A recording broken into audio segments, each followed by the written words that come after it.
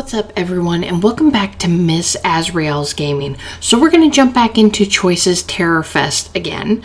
And let's see, I don't know if I remember what happened last week. Oh yeah, there was a sleepover that was going on, and we suspected our sister Destiny of being involved with the murders.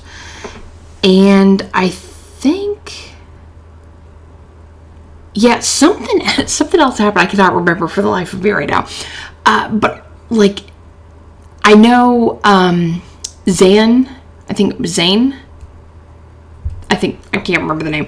But they left, like, abruptly for no reason. And then I think we got attacked as well. But it's like I said, it's been a week, can't remember. So we're just going to go ahead and hop back in. So this chapter is called Mayday Parade.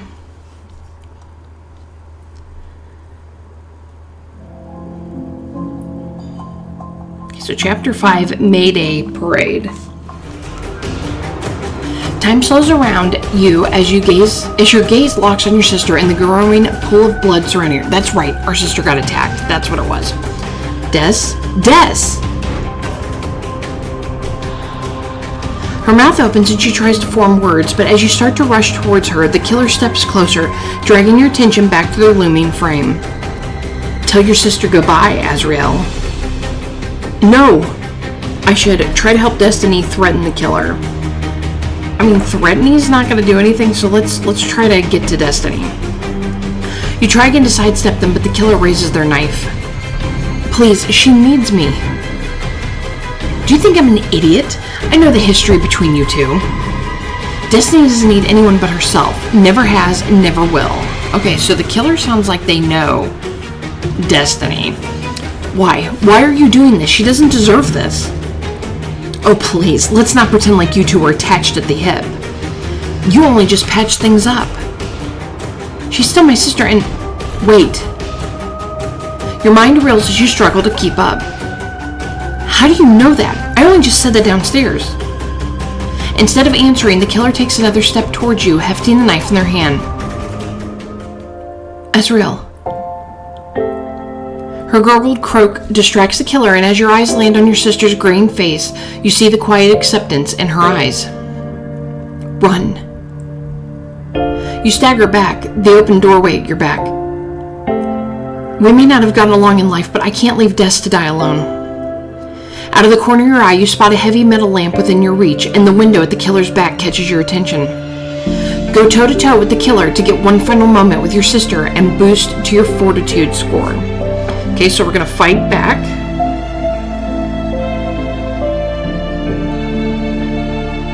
You grab the table lamp off the nightstand, raising it against the killer as they stalk towards you.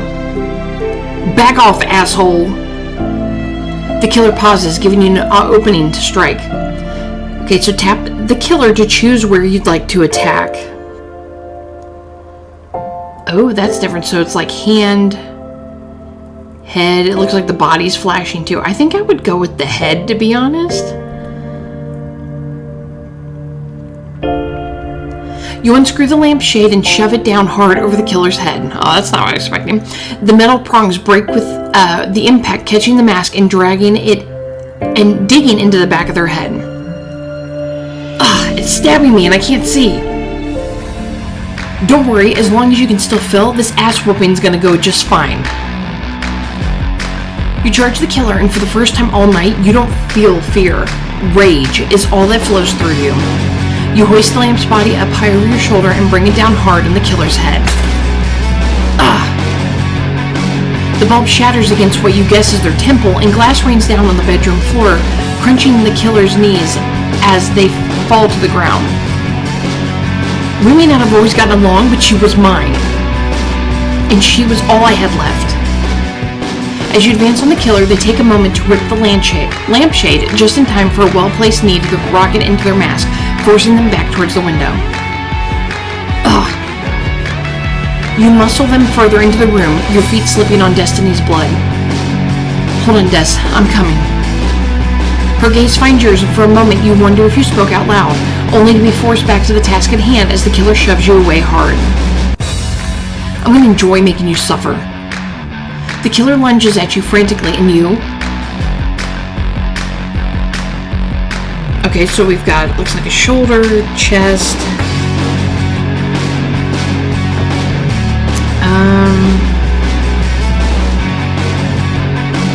What is it? You know, it's funny because it looks like they have some kind of t-shirt with a logo underneath the tattered, buttoned-up shirt. But let's go for the chest. You arc the base of the lamp at their chest, and the momentum of their movement against the force of your swing creates a big hit. Oh. At once, all the air rushes out of their lungs, and even with the mask, you can tell the killer is struggling to find their next breath.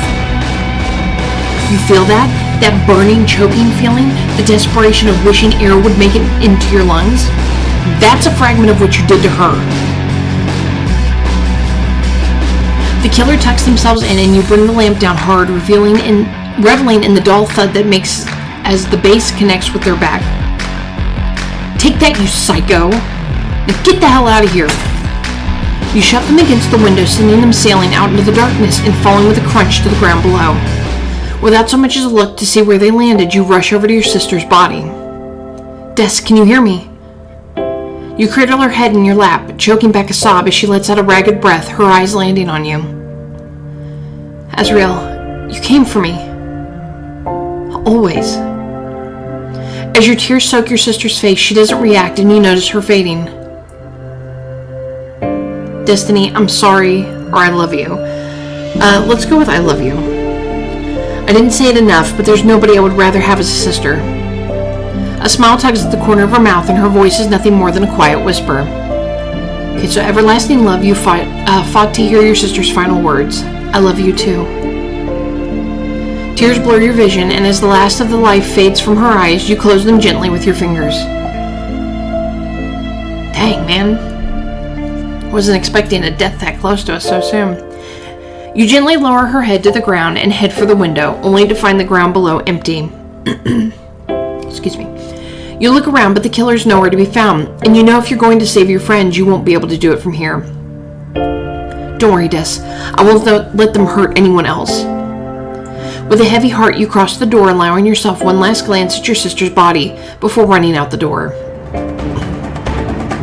Guys, run! They got Destiny! You don't wait for a response before racing towards the door, flinging it open and heading out into the night. You don't look back, the sound of hurrying feet behind you both encouraging and terrifying. But when you finally stop for a breath, only your confused friends are all huddled around you. Is everyone here? Yeah, what's going on?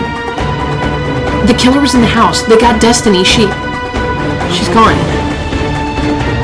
What? Oh God.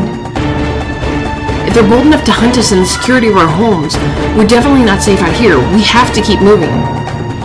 No, we should stay and fight back. We can't just let them pick us off and not do anything about it. Lucky, we can't face them without a plan. Destiny wouldn't want us to risk our lives like this. I mean, yeah, we can't face them without a plan. I want to make them pay as much as you do, but right now we aren't prepared for a fight. Tyson's right. Let's get somewhere safe so we can actually think this through. What is there to think through? We run back in there, surround them, and make that son of a bitch pay. The last thing we need now is someone else getting hurt. Let's just get out of here. I'm not running away from this loser. Lucky, please. When the time is right, I promise we'll give them exactly what they deserve, just not right now. You watch as the strongest woman you know fights against her every desire to protect the one she loves, before giving in. Fine, let's go. You lead your friends down the road at a fast jog, heading towards the town. Wait, do you guys hear that? You listen and hear the sounds of a crowd in the distance. It's just the TerrorFest festivities. The attendees are wilder than ever this year. All the better to hide us in. Come on. You head down the road towards the center of town, and suddenly the TerrorFest celebrations spring to life right in front of you. Oh, this crowd is bigger than I expected. And the parade's starting. What should we do? We stick together and try to blend in with the crowd. How? Everyone here is dressed like they're all ready for a murder charge. You scan the area and spy a tent not too far away for a way full of Stabby Joe costumes. But when you get closer, you notice they've all been doctored to be sexy. Oh, you've got to be kidding me. Are we that down bad as a society that we're romanticizing serial killers now? I don't know. Some of this is so bad it's actually kind of good. He grabs a costume and holds it up to your frame, coaxing a hard one smile to tug at your lips. At least if I add the mask, no one will know it's me. Throw on the costume to have an edge over the killer and boost your fortitude score. Oh my gosh, that's crazy looking. It's kind of cute too, though. I don't know how I'm feeling about the brownish colored jeans, though, but we're putting it on. We're gonna dress up to fit in, so what the hell.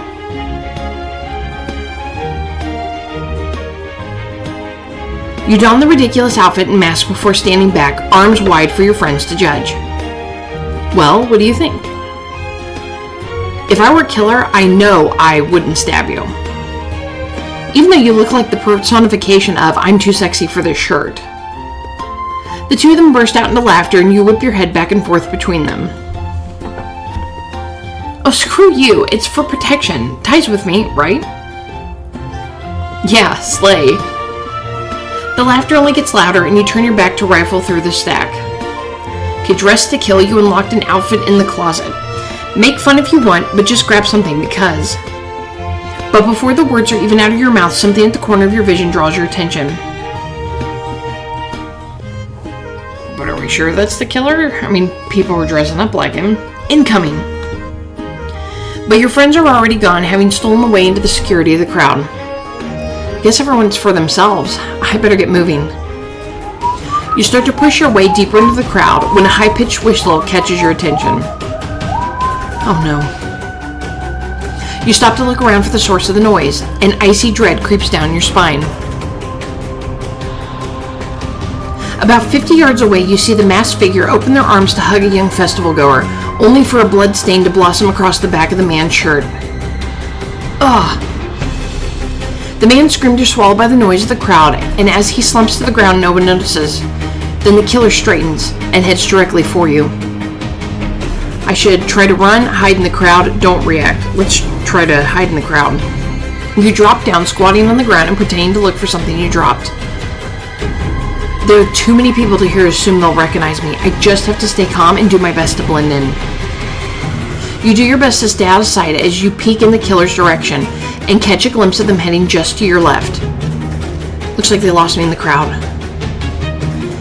Keeping low enough to be mostly obscured, you shuffle closer to the parade floats to your right, avoiding the killer's path. I need to find some way to get a lot of distance between us and fast. As you get close to the street, you start to see the parade floats passing by, each one showcasing Stabby Joe in a different horrific pose. If I could get onto one of those floats, I could hide and move at the same time. But I'd have to run out into the open to catch one, and it would be pretty easy for the killer to spot me. I should catch a parade float or try my luck on the ground. Oh god, I don't know. Let's try a parade float. I panicked, I don't know. I'll never move fast enough and stay hidden on the ground. I have to risk it.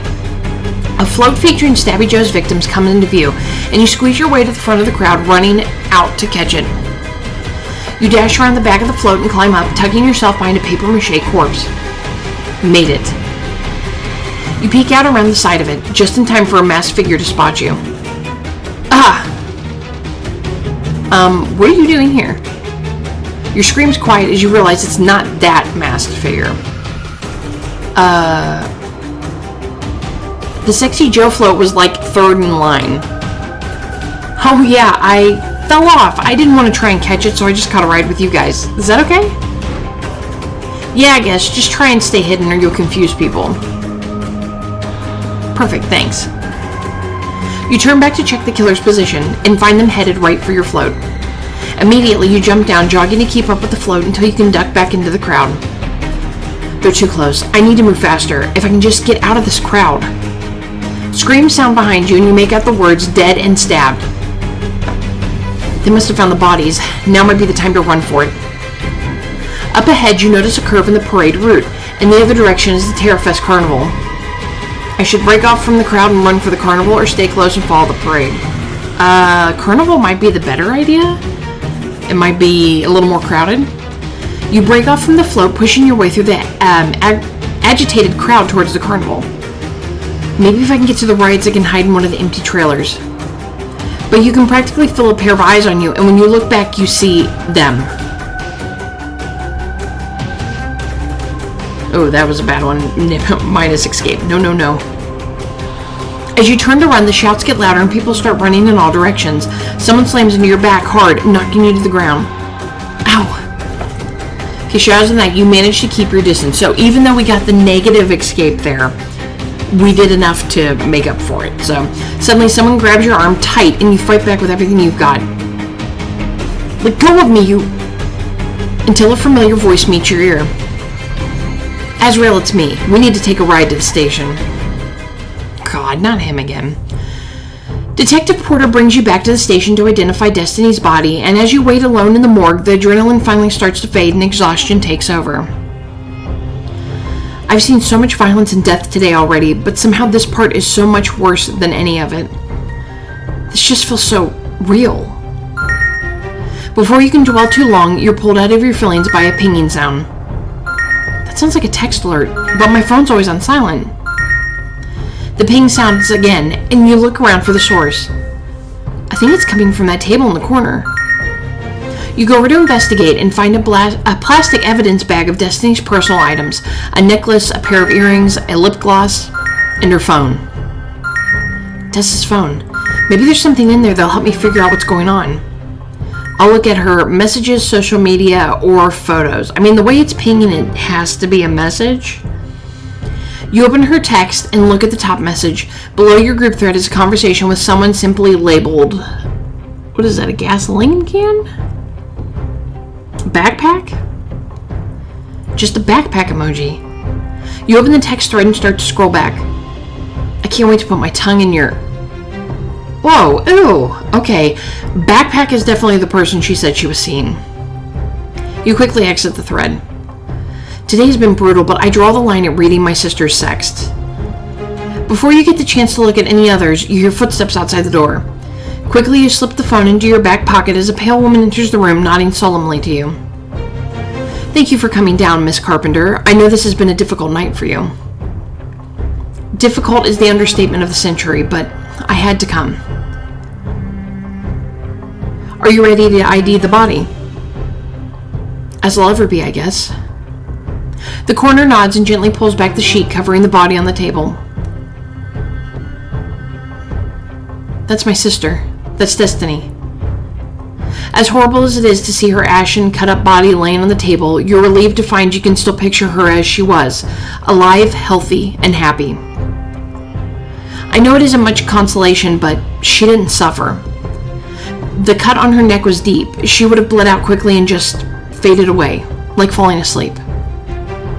Well, whoever did this won't be so lucky. Well, murder is murder in the eyes of the law. I mean, do I want to issue a threat in a police station? Because I'm pretty sure that's where we are, and I don't know if I want to issue that threat, but, murder is murder in the eyes of the law. I'm going to go with that one. Murder is murder in the eyes of the law. I don't want to issue threats that could come back on me. Okay, so a judge isn't going to care how quickly she died. When we catch whoever did this, that psycho is going to go away for good. I'm sorry, Miss Carpenter, but there's no one to catch. What do you mean? As much as I hate to say this, Destiny's death has been ruled an accident. What? But look at her. How could she possibly have accidentally stabbed herself to death? The coroner looks down at her feet, obvious shame flushing her cheeks. She knows this was no accident, and she doesn't seem happy about it either. I bet the mayor got to her too. You lower your voice to a loud whisper. Is Mayor Jackson making you do this? The coroner looks up at you wide-eyed. She doesn't say anything, but the look is all you need to convince yourself that you're right. Thank you. You head for the door, frustration burning in your chest. That psycho had better get ready, because I'm not letting them get away with this. Before you can even get clear of the morgue doors, a familiar voice calls your name in the hallway. Azrael, over here. Bex, hey, what are you doing here? I'm sorry to hear about your sister's death. Oh, sure, a few hours ago you accused my sister of murder, and now you show up offering your condolences? Just leave me alone. I understand, but we both know that if we don't try to get to the bottom of it, nobody will. And our best chance of doing that is to work together. Well, she's right about one thing. The police definitely aren't going to be of any help. Detective Porter wouldn't even hear me out when I told him the killer was Stabby Joe, copycat. You ponder your choice for a moment, then... Okay, but what do you need from me? Well, it's pretty convenient that there have been 2 murders in 2 days, and both of the victims have been in your friend group. So you think we're being targeted? By who? That's the most scandalous part. I don't know why, but I think it's one of your own, and I want you to find out for sure. Okay, but why? Are you so interested? Not just ask them yourself. Well, why is she so interested? 2 murders in 2 days is news enough, but the fact that the story is being buried on purpose, that's something else altogether. My money's on the killer being her kid, and if I can stop corruption and a murderer all in one, 2 birds with one heavy stone. But aren't you scared of Mayor Jackson finding out what you're up to? If she's this desperate to keep the murders quiet. I didn't become a journalist to report the news politicians want me to report. My job is to tell the truth no matter how inconvenient it is for the people in power, and I'm not letting a small town mayor get in the way of that. All I want you to do is ask them some questions and try to work out if any of them are involved in anything that could have caused your sister or Alan's death.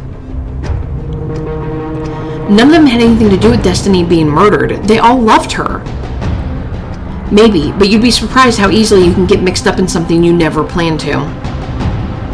With the sun threatening to crest the horizon outside, you think back over the last 24 hours and how definitely your life has changed. I guess that's true. I'm telling you, now that they've ruled her death an accident, working together is our best hope of finding the real killer. Are you in? Bex reaches out her hand for you to shake and you take it, just as her words sink in. Wait, how did you know her death was ruled an accident? The coroner and I were the only ones in the room for that conversation. I have eyes and ears everywhere. The better to catch your sister's killer with, my dear. Wirely, you give her a handshake, and as you let go, you hear Zair's voice calling your name. Azrael, there you are. You turn and let out a relieved breath when you see Lucky, Tyson, and Coda following them. I believe that's my cue. I'll be in touch. As she turns to go, your friends approach with suspicious eyes. Who is that? Oh, she was just looking for the emergency room. I'm just glad you guys are okay. I was worried when we got separated in the parade. Yeah, 1 second we were all together and the next the killer was there. I've never run so fast. Or maybe that's just what a killer would say. I should find out what they were doing during our time apart. I'll ask where everyone went, what everyone saw.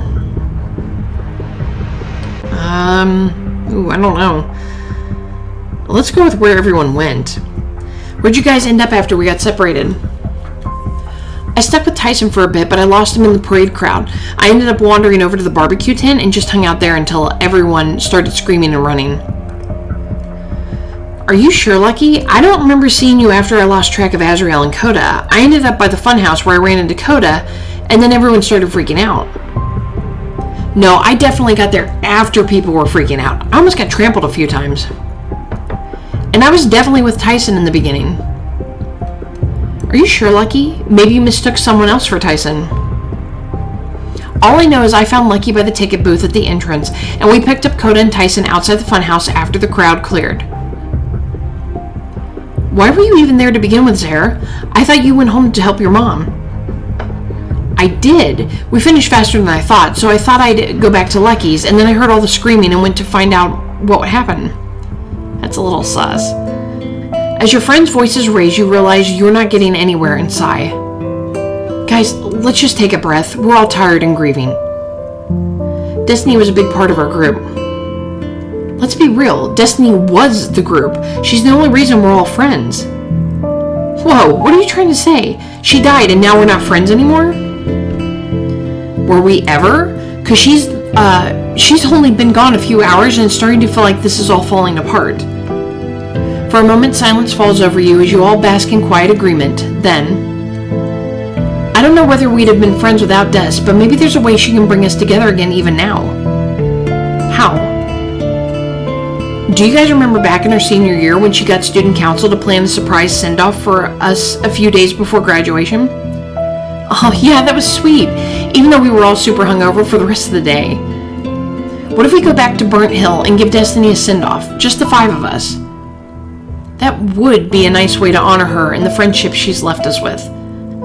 So spend time with your friends on Burnt Hill to honor Destiny's memory, strengthen your relationships, and boost your fortitude score. Okay, so we're going to Burnt Hill, so give Destiny a proper goodbye. Because we're doing all the diamond choices, so we're picking that one. That's a great idea. I think we should do it. I agree. Let's say a proper goodbye. The 5 of you make your way to the top of Burnt Hill, the highest point on the island. Wow, I don't think I've been up here since our senior year. Me neither. It looks the same. Here, I grabbed this. It felt like something Destiny would do. Coda pulls out a bottle of tequila and passes it around. Good call. Oh yeah, Destiny was a tequila girl through and through. Destiny was the one who took me to my first party. She got me to do tequila shots and then dragged me up on the table to dance with her. It actually ended up being fun. I never would have done it without her. She did love an elevated surface. Yeah, but there was more to her than partying. She really helped me get through coming out to my family. My mom was so caught up in what it would mean for her re-election, she never actually saw me. Destiny would show up to my house at all hours, and we'd just drive around for hours and talk. She was a really good listener. Wow. I guess I never really got to know that side of her. She was always good at cheering people up, too. Remember how she'd kidnap us and we'd go to the movies during midterms and finals? Honestly, I think her making me relax a little got me a better grade. As the group nods their agreement, you feel the weight of silence weigh on you. Guess it's my turn. I remember how things always seemed to work out for her the way nothing fazed her.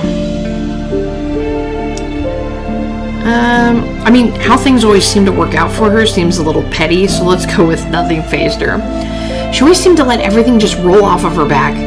I wish I could be more like that. You take the bottle from Tyson and drink, ignoring the burn in your throat. For all she did for us, I always felt she never let herself rely on anyone completely. I can't blame her. I spent a lot of time assuming the worst from her. Even the original Sunrise send-off idea. I was so mad at her for it.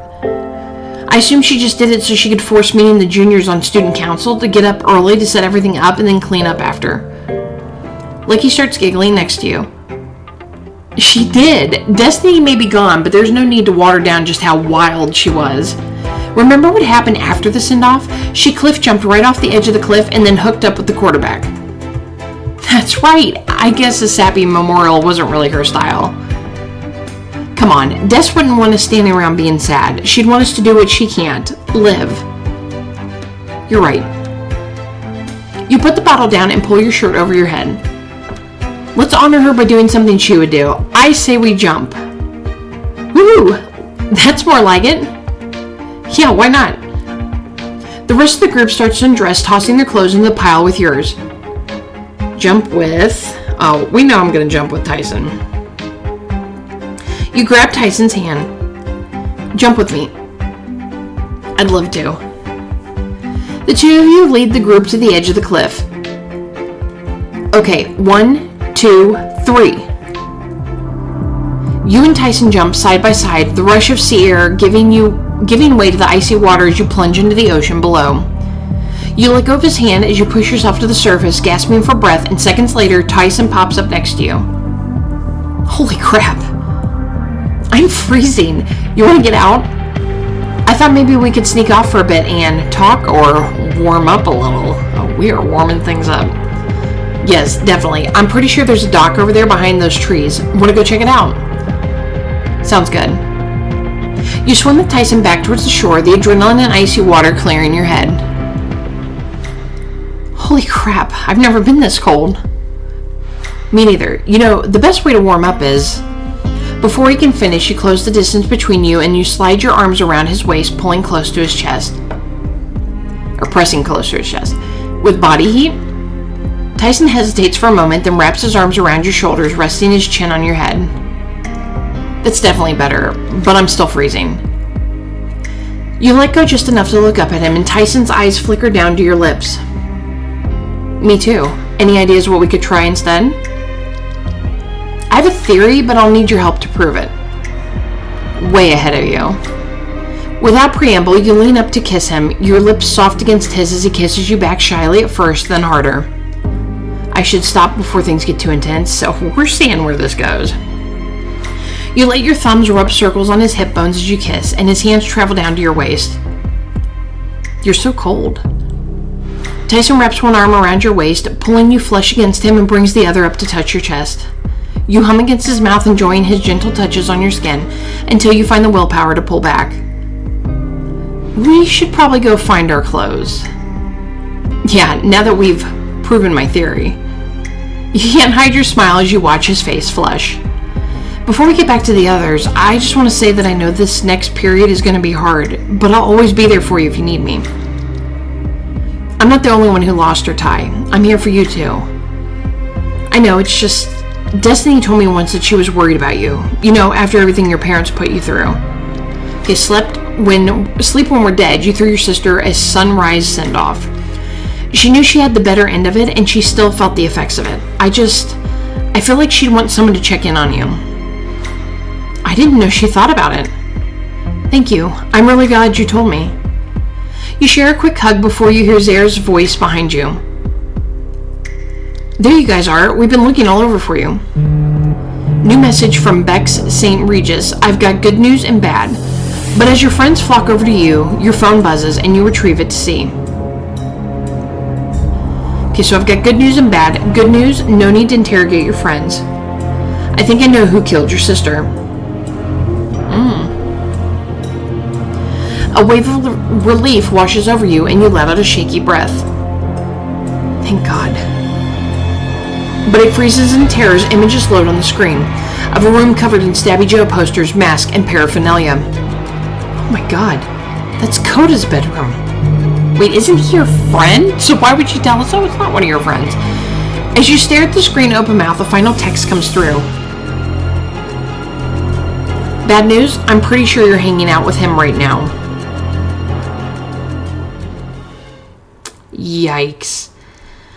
I mean, granted, it might not mean anything, but it is pretty sus for Coda to have that paraphernalia all over his wall. But that's the end of the chapter, everyone. I hope you enjoyed it. Let's see, the next chapter is Let the Bodies Hit the Floor.